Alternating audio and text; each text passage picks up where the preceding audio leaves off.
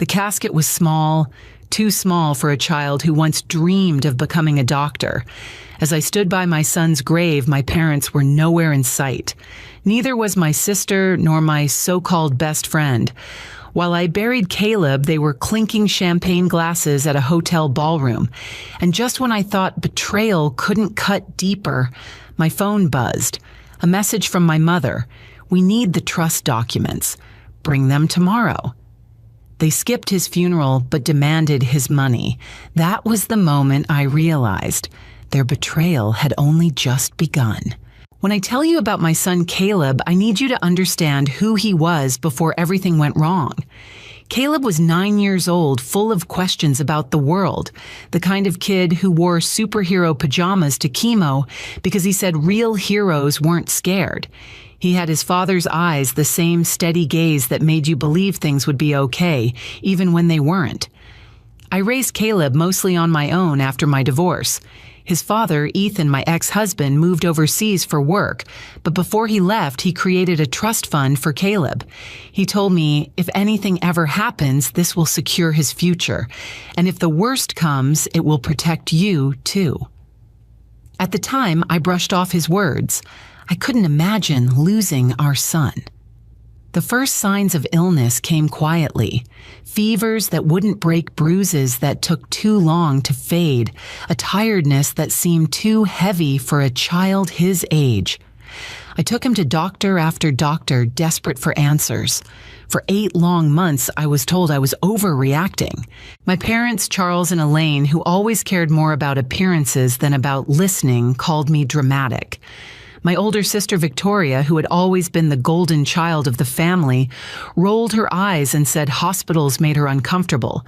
Even Melissa, my best friend since 3rd grade, who once swore she'd stand by me no matter what, began visiting less and less as Caleb's condition worsened. When the diagnosis finally came a rare blood disorder, it felt like the floor disappeared beneath me. Caleb sat so small in that hospital chair while the doctor explained treatments, risks, and endless medications. My stomach twisted, but Caleb only asked, "Will it hurt?" His voice didn't shake. That was my boy, braver than anyone gave him credit for. The months that followed broke me down in ways I can't fully explain. I learned to sleep upright in hospital chairs. I memorized the beeping rhythm of monitors.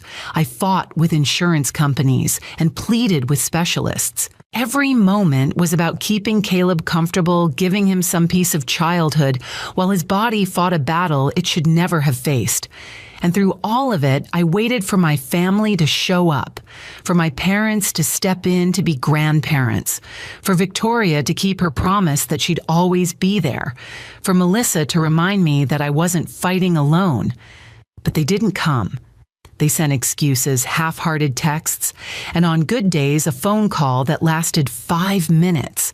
Not one of them sat beside Caleb when the treatments made him too weak to lift his head. Not one of them brought food when I hadn't eaten all day. Not one of them stayed overnight so I could go home and shower in my own bathroom. The person who did show up was Angela, my elderly neighbor. She wasn't family, but she cooked meals when I was too tired to lift a pan. She sat with Caleb so I could take a nap without fear. She reminded me gently but firmly that I wasn't invisible. She was the one who brought genuine care into our home, not the people who shared my blood. Looking back now, I see the signs I ignored. My parents brushing off Caleb's illness wasn't just denial, it was preparation. Victoria's distance wasn't just discomfort, it was strategy. They weren't absent by accident, they were absent by choice. And while I was focused on saving my son, they were focused on something else entirely. I didn't know it then, but the moment Caleb's illness became real, they started planning for what might come next. And when the worst finally did happen, their true intentions came crashing into the open. The morning after Caleb's funeral, I woke up feeling like I hadn't slept at all. My body was heavy, my chest still tight from crying through the night. The house was quiet in a way that didn't feel peaceful, more like hollow silence, like even the walls knew what was missing. For a moment, I thought about staying in bed, pulling the covers over my head and ignoring the world. But then I remembered the message from my mother. We need the trust documents. Bring them tomorrow. Tomorrow was now today. I almost deleted the message last night thinking maybe grief had made me misread it. But I hadn't. The words were there, cold and direct, sent less than 2 hours after Caleb's casket had been lowered into the ground. That was the urgency my parents felt, not their grandson's memory, not my broken heart, but a financial document. I gripped the steering wheel too tightly as I drove to their house. Oakwood Heights always looked perfect trimmed hedges, spotless driveways, the kind of neighborhood where everyone waved, but no one really knew each other. Their colonial-style home stood just as polished as ever, with fresh white paint and matching shutters. It made me sick to think how much energy they spent maintaining appearances while Caleb wasted away in a hospital bed. Melissa's silver BMW was parked in the driveway. My stomach turned. I hadn't seen her at the funeral, but of course, she had time to be here now. My parents' front door opened before I even reached it. My father, Charles, stood in the doorway, his expression carefully arranged into what looked like concern, but his eyes were flat businesslike. "Destiny, come in," he said, stepping aside. "We've been waiting for you." The words hit me wrong. Waiting for me. Not to grieve together, not to talk about Caleb, but to wait for me like I was late to a board meeting. Inside the living room didn't feel like home. It felt like a negotiation table. My sister Victoria sat on the sofa, legs crossed, neatly hairstyled into that perfect chignon she always wore when she wanted to look serious. Melissa was beside her, staring at her nails like she wanted to disappear. My mother, Elaine, hovered near the mantel, her hand resting on a framed family photo that suddenly felt staged fake, like every smile in it had been for show. No one said I'm sorry. No one even said Caleb's name. Instead, my father walked to the coffee table where a folder sat open, papers neatly arranged. He slid one toward me. "We need to reallocate the trust with Victoria as trustee. Sign here and here." For a second, I couldn't process what I was hearing. I blinked at the page, the black print swimming in front of me. "What are you talking about?" I finally asked. Victoria leaned forward, her voice smooth, practiced. "Destiny, you're not in any condition to manage that kind of money. We're trying to help. You've been through a lot." My mother chimed in, her tone sweet but cutting. "You've always been impulsive with finances. Remember that boutique you wanted to open after college? Thank goodness your father talked you out of it. We can't risk something like that happening again, not with this much at stake." I looked at Melissa, desperate for some flicker of the friend who once held my hand through my divorce. She glanced up for half a second, then back down at her manicure. Her silence told me everything. My father's voice cut through the room. "We've already spoken with Ethan's lawyer. Given your mental state, he agrees this is the prudent course." I picked up one of the papers, my hands trembling. Legal jargon filled the page talk of competency evaluations and guardianship. Then I noticed the dates. Some of the research was from more than a year ago, 14 months ago when Caleb was first hospitalized. "You've been planning this since he got sick," I whispered, my throat tight. Victoria sighed loudly like I was being unreasonable. "You're exaggerating again. That's exactly why we're concerned." My father pulled out another sheet. "If you refuse to sign, we'll have to petition the court for guardianship. The judge will understand that grief has compromised your judgment." The words landed like punches. Guardianship. They weren't just trying to take Caleb's money, they were trying to take control of me. I stared at them, at these people who were supposed to be my family. Memories flooded back in cruel flashes. My mother brushing off Caleb's fevers. "It's probably just anemia, Destiny." My father telling me I worried too much. "These doctors are milking your anxiety." Victoria refusing to visit the hospital. "He's just going to get better anyway. What's the point?" All this time, I thought they were dismissing Caleb's illness because they didn't want to face reality. But no, they were preparing for this moment, waiting for the worst to happen so they could swoop in and claim what was never theirs. I noticed a blueprint half hidden under the trust papers. I pulled it free. Renovation plans, a $200,000 kitchen remodel, a home theater, a luxury pool with a waterfall. You never even visited him in the hospital. I said, my voice low but steady, not once in 8 months. Victoria tossed her head back. We all grieve differently. Some of us just handle it better.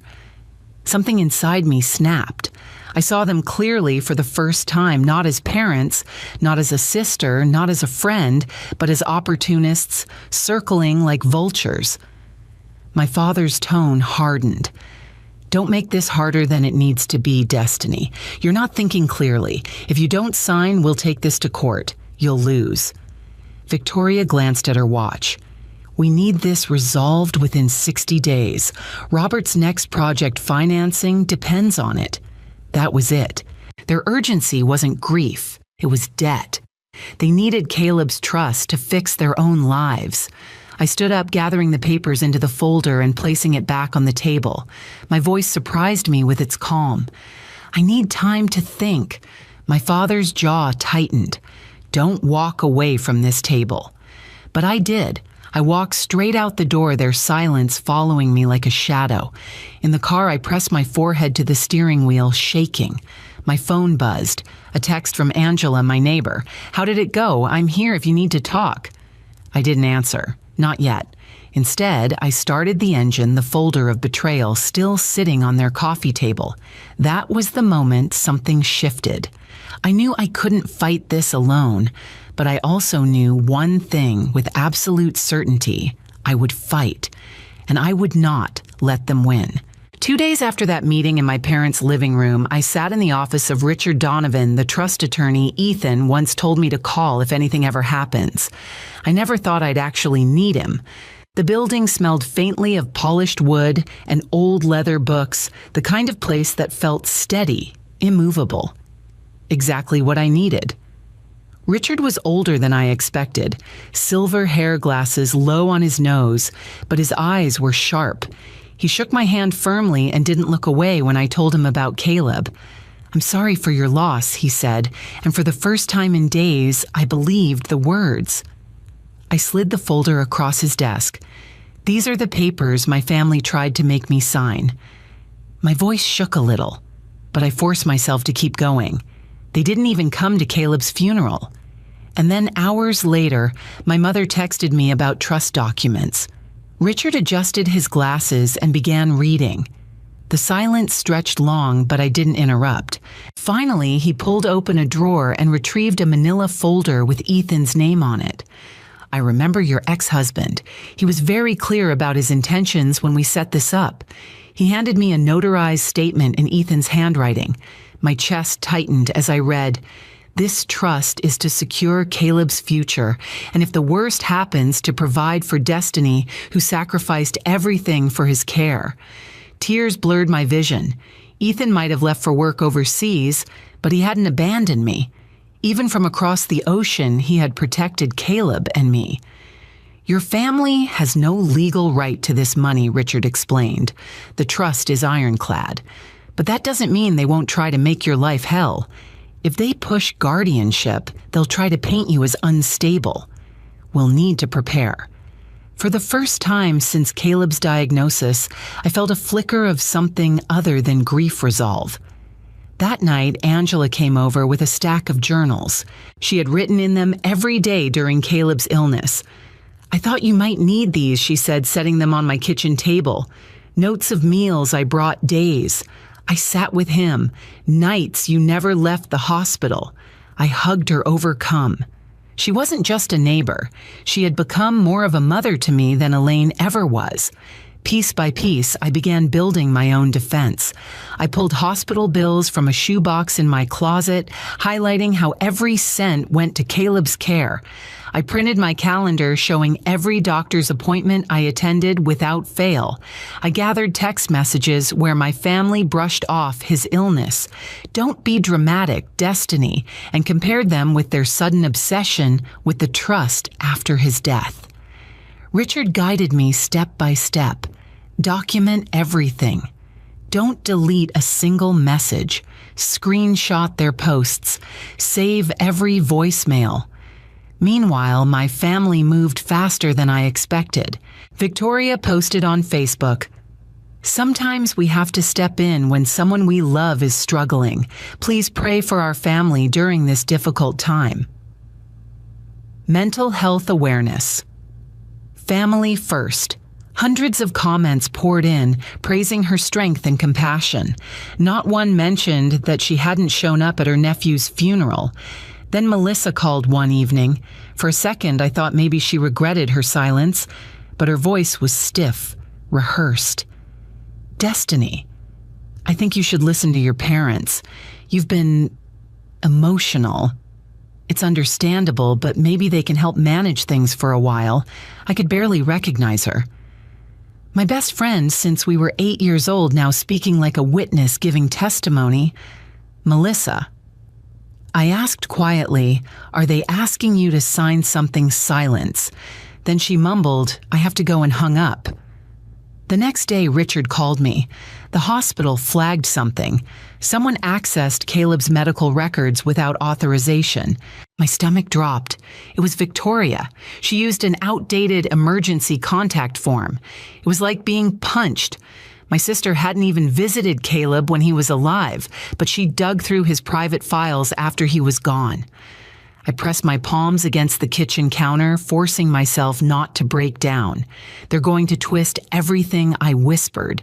The nights I cried in hallways, the times I forgot to eat, the times I begged doctors for more options. "That's why we prepare," Richard said firmly. "We counter their lies with truth." So I kept preparing. Angela gave sworn statements about what she witnessed every night I sat by Caleb's side, every meal I skipped, because I wouldn't leave him. Every morning I held his hand during blood draws. Caleb's oncologist agreed to provide testimony about my diligence, saying no parent had ever been more involved. Neighbors signed a petition vouching for me, some even writing letters about how they saw me leave for the hospital every day. Slowly, the fear inside me shifted into anger.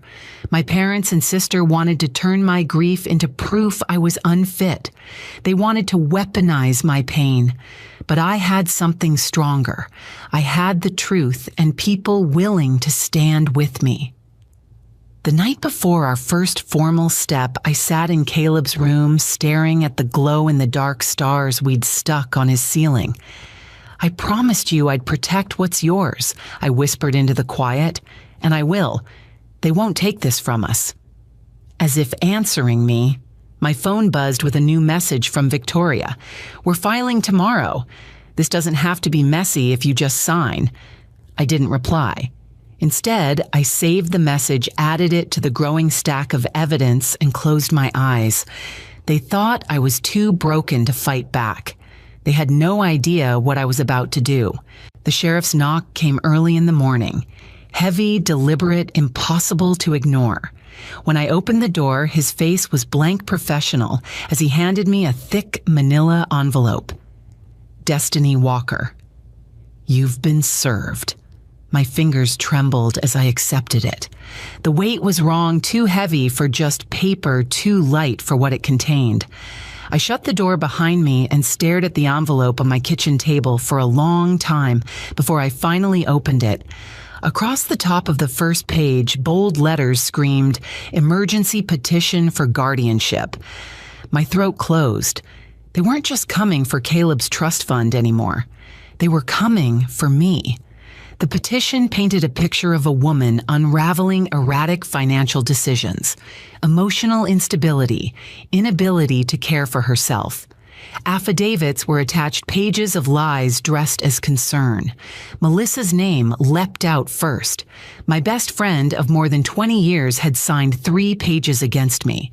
She wrote about the night I called her at 3 in the morning, terrified Caleb couldn't breathe. She described how I broke down sobbing in a hospital hallway. She even wrote about the time I forgot to eat for an entire day, passing out briefly by Caleb's bedside. Moments of human grief. Moments she had once comforted me through now twisted into evidence that I was unfit. I kept reading, though every word felt like glass cutting into me. My parents included details about my finances, overdraft fees, unpaid bills, savings drained by medical costs.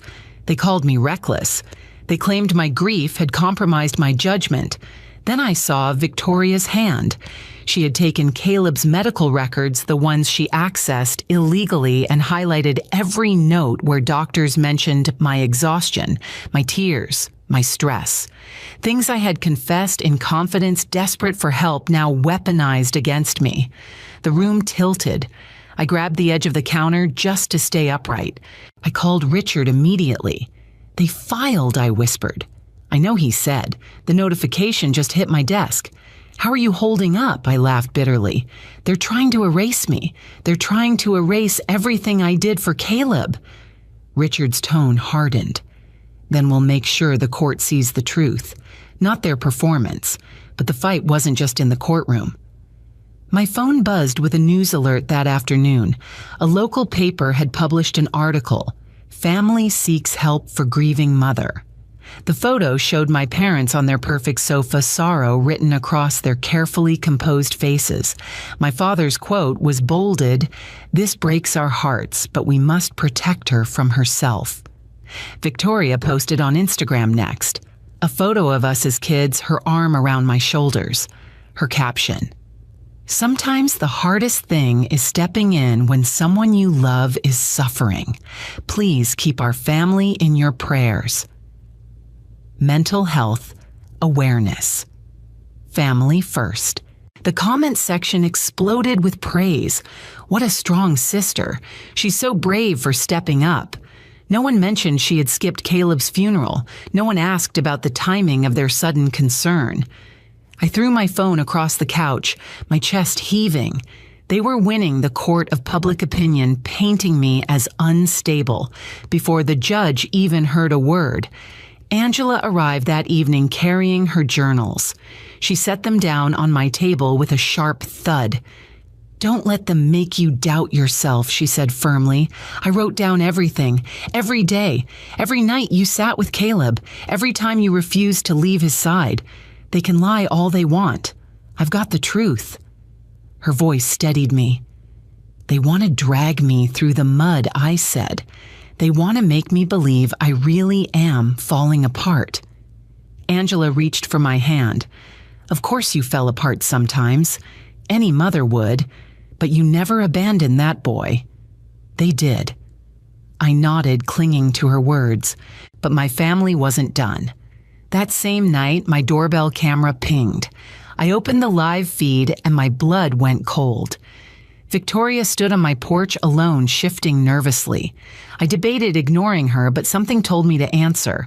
I kept the chain on the door and hit record on my phone. "What do you want?" I asked through the crack. Her voice was soft, almost sweet. "Destiny, please. This doesn't have to be so public. So ugly. If you just sign over the trust, we'll withdraw the guardianship petition. No one ever has to know about your episodes." The word cut deep. Episodes. Victoria leaned closer, her eyes sharp despite her gentle tone. "The night you called Melissa, hysterical. The morning the hospital nearly called child services because you couldn't remember Caleb's last medication. If we show all that in court, you'll be destroyed. Everyone will know how unstable you are. My hands should have been shaking, but they weren't." I felt strangely calm. "You should leave now," I said. Her mask slipped, then just for a second. Rage flickered across her face. "You think you deserve that money. You were always the burden. The problem child. The disappointment. We carried you your whole life. Now it's time you did something for this family." I shut the door without another word. That recording went straight to Richard. His reply came minutes later. "Perfect. Exactly what we needed. Still, sleep didn't come that night. I sat in Caleb's room, clutching his stuffed dinosaur, listening to the faint hum of the baby monitor I still hadn't been able to unplug. They think they can scare me into giving up, I whispered into the silence, but they don't know me. They don't know what I promised you. The glow-in-the-dark stars on his ceiling still shone faintly, and for the first time since Caleb's funeral, I felt something stronger than grief. I felt ready. Because this wasn't just about money anymore. This was about proving the truth that I was there for my son every second of his life, and they weren't. And I was about to show the world. Court felt like a place where people pretend to be calm while everything important shakes underneath. I walked in with Richard on my left, Angela on my right, and Ethan's parents behind us. I kept one hand on my locket with Caleb's photo and tried to breathe the way the nurses taught him, before needle sticks slow in, slower out. On the other side of the aisle, my parents sat with practiced sorrow, Victoria straight-backed like a CEO, and Melissa staring down at her purse. No one looked at me. All rise. The judge entered, Judge Marion Peabody, gray hair pulled tight eyes steady. She read the caption, scanned the emergency petition, and looked up. These are serious allegations. I expect evidence, not theatrics. Her voice cut through the room like a clean line. My family's attorney went first. He talked about spiral instability risk. He pointed to bank statements and highlighted overdraft fees from months I lived at the hospital. He framed it as recklessness instead of what it was, a mother paying for care. He held up Melissa's affidavit and called it credible first-hand concern. He did not mention the funeral they skipped. Melissa testified. She kept her voice small, careful. She said I called at 3 a.m. and cried. She said I once forgot to eat and got lightheaded by Caleb's bed. She said she worried about me.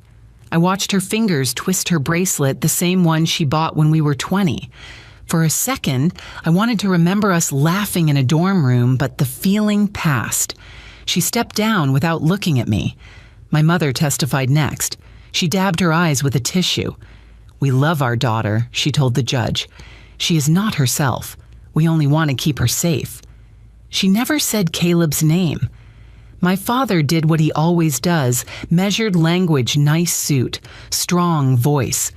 He said the petition was a painful necessity. He called the trust a volatile instrument in the wrong hands. Each word was sanded and polished. It still cut. When they finished, the judge turned to Richard. "Your response." Richard didn't raise his voice. He didn't need to. "Your Honor," he began, "this is not a case about protection. It is a case about exploitation." He handed up a binder. "We will address each point with documentation." He called the hospital records administrator. The woman explained access logs. She stated under oath that Victoria used an outdated emergency contact form 2 weeks earlier to pull Caleb's complete medical file. She called it a privacy violation. The judge's pen moved quickly. Victoria shifted in her chair. Richard submitted my calendar of every appointment, the nursing notes I was allowed to have, the emails to insurance, the receipts for medications, the nights I signed in at the pediatric floor. He asked the administrator to confirm the signatures. She did. Angela took the stand next. She didn't dress the part. She dressed like herself. She told the court she brought meals, that she sat with Caleb so I could sleep, that she saw me learn the names of drugs and the schedules for labs. She was tired, yes. Angela said steady and clear, but she was competent and fierce. She never left that child. Ethan's father testified after. His hands trembled a little when he raised them to swear in. "My son established the trust," he said. "He told me directly that if the worst happened, it would be for Destiny, because she gave everything for Caleb." He put it in writing with Mr. Donovan. He gestured to Richard. Caleb trusted his mother. Ethan did too. Richard said a notarized statement of intent on the evidence table. He didn't read it out loud. He let the judge read it herself. The room went quiet. I looked down at my locket. Then Richard said one more item. He played the doorbell camera recording. The audio filled the courtroom Victoria on my porch, her voice soft, then sharp. If you sign, we'll withdraw. If not, we'll destroy your reputation. Everyone will know how unstable you are. You were always the burden. My heartbeat thudded in my ears, but I kept my eyes on the table. Across the aisle, my mother's hand flew to her mouth. Melissa stared at the floor. My father's jaw clenched. Victoria flushed red and whispered to the attorney. He didn't meet her eyes. Anything further, the judge asked. Yes, Richard said. He placed a small speaker on the edge of counsel table and played the recording from the coffee shop. Their voices were unmistakable. My mother. Once the guardianship is approved, we can settle Victoria's mortgage, Victoria, and pay the contractor for the beach house, my father. Once we have guardianship, we can use the money how we want. Destiny won't have any say. The judge called a recess. I exhaled for the first time in an hour. Angela squeezed my hand. Ethan's mother whispered, "You're doing great, dear." I nodded and touched the locket. When court reconvened, Judge Peabody's tone left no room for misunderstanding. I have reviewed the petition, the evidence, and the recordings. She paused long enough that I felt my throat tighten. This court finds no basis for the emergency guardianship. In fact, the petition appears to be a coordinated attempt to seize control of a trust contrary to its terms. The petition is dismissed with prejudice. Her gaze shifted to my family. Additionally, I am referring the matter of the unauthorized medical record access to the hospital's ethics committee and to the appropriate authorities. Potential perjury in sworn statements will also be reviewed. The words landed one by one. Dismissed. With prejudice. Referred. Reviewed. Not my favorite words in the world, but today they sounded like protection. The judge looked at me last. Ms. Walker, you have navigated an impossible loss with care and clarity. Your actions for your son were exemplary. The trust stands as written. I will also sign a temporary restraining order prohibiting contact from the petitioners pending further proceedings. I nodded because I couldn't speak. Tears came, but they were different from the ones at the cemetery. Not light or nothing about losing a child is light, but steadier like a rope I could grip. As we gathered our things, my parents stood as if to approach. A bailiff stepped between us. Victoria sank back into her chair, eyes fixed on some point that wasn't there. Melissa finally looked up. Our eyes met for 1 second. She looked away first. Outside the courtroom, reporters waited. A month ago, I would have kept walking. Today, I stopped. "Mrs. Walker, how do you feel?" one of them asked. "I feel like the truth held," I said, "and I feel like my son was seen today." We walked past the cameras. Angela looped her arm through mine. Ethan's parents flanked us like bookends. Richard carried the binder the way you carry something that matters. In the hallway, I took out my phone and opened the last photo Caleb took before he got sick. Baseball cap, crooked grin, too big for his face. I whispered, "We did it, buddy. Not revenge, not victory laps. Just a promise kept." That night, I placed the manila envelope with the judge's orders next to Caleb's stuffed dinosaur on my dresser. I made tea. I answered 24 messages from neighbors who had sat in the back row and clapped only with their eyes. I turned off the porch light and stood in the doorway for a long time, breathing the same slow rhythm Caleb learned for needles. The fight for his legacy wasn't over. Paperwork never ends. But the worst part, the part where I had to prove I was his mother in the ways that count, was over. The echo of the judge's words stayed with me, exemplary care. I didn't need her validation to know who I was to my son, but it helped to have the record set straight. Before bed, I opened the locket, touched the tiny photo, and said what I wish I had whispered at the graveside. When I could barely stand, "I kept you safe as long as I could. I kept your legacy safe when you couldn't. Then I turned out the light and slept through the night for the first time in a long time. Tomorrow I would decide what to build in Caleb's name. Tonight I let the quiet be a kind of answer. 1 week after the hearing, I found myself sitting in a financial advisor's office, staring at folders filled with investment options. Just months earlier, I could barely bring myself to open mail, let alone think about money. Now every decision felt like a chance to shape something lasting. This model, the advisor explained, pointing to a chart, would generate enough to fund scholarships indefinitely while preserving the principal. I tapped the paper with my pen. The Pediatric Hematology Fellowship has to be fully funded. That's non-negotiable. The words surprised me as they left my mouth. I didn't sound broken anymore. I sounded determined. The Caleb Walker Legacy Foundation was born that day. With Richard's guidance, the trust became untouchable. With Angela's help, we built a network of volunteers. Ethan's parents took on a role as advocates for grandparents speaking at hospitals about how to support families like ours. For the first time in so long, I didn't feel like I was just surviving, I was building. 6 months later, I walked into the pediatric blood disorder unit where Caleb spent so many hours. The walls had been repainted with underwater murals, bright blues, schools of fish sea turtles. Kids stared at them with wide eyes just like Caleb would have.